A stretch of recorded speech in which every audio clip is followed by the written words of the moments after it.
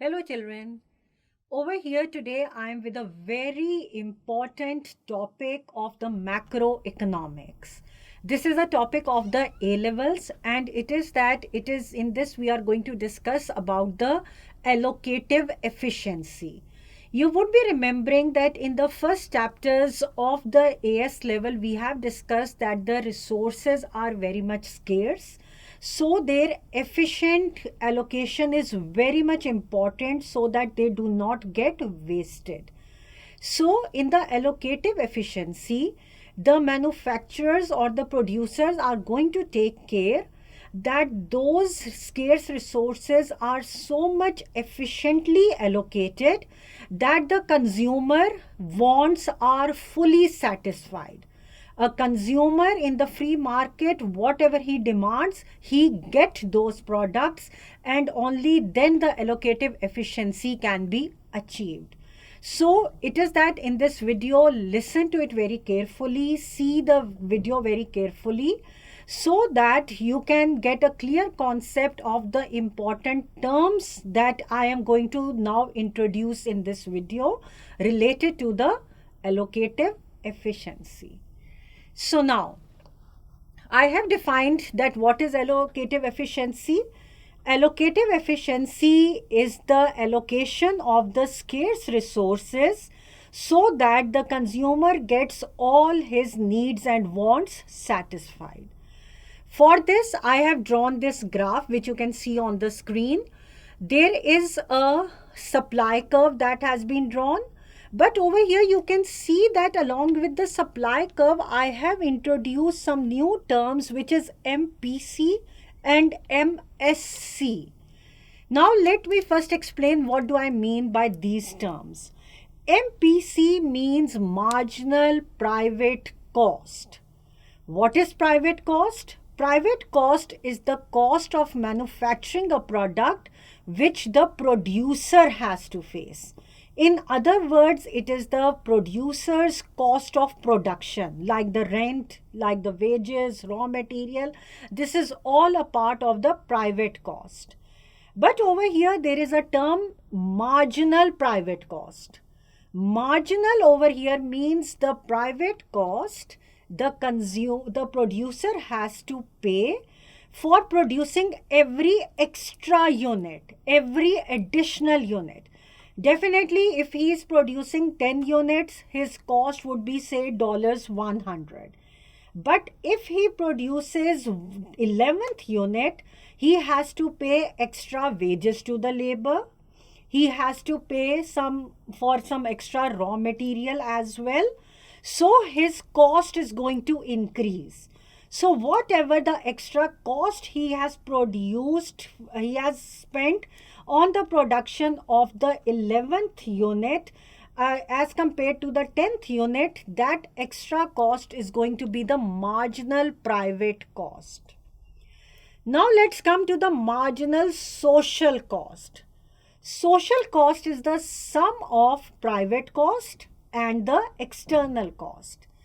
As we are dealing over here in a free market economy where consumers are fully satisfied, so there is no external cost, which is the third party cost.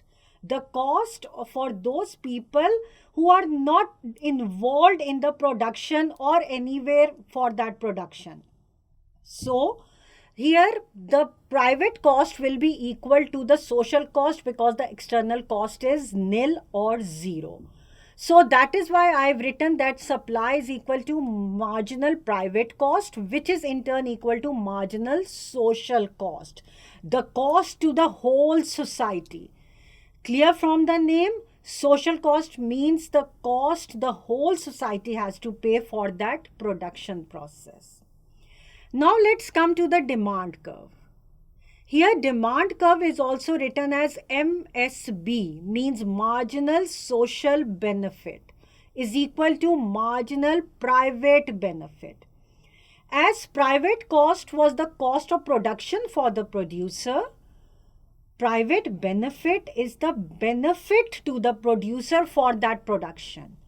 Like the profit he is going to gain on that production. It is going to be his private benefit.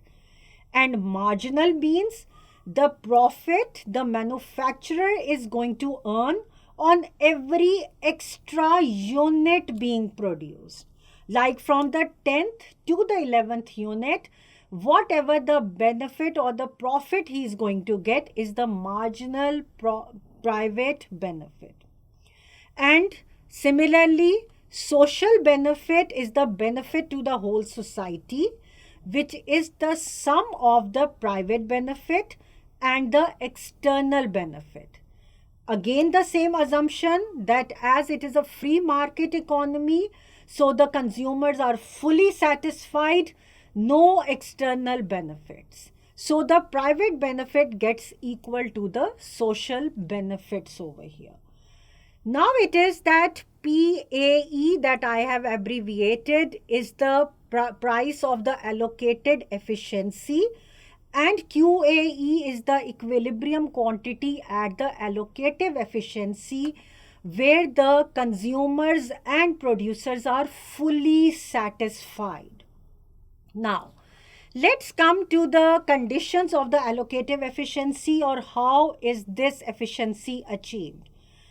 For the allocative efficiency to be achieved, it is that the first condition is of the maximum society surplus.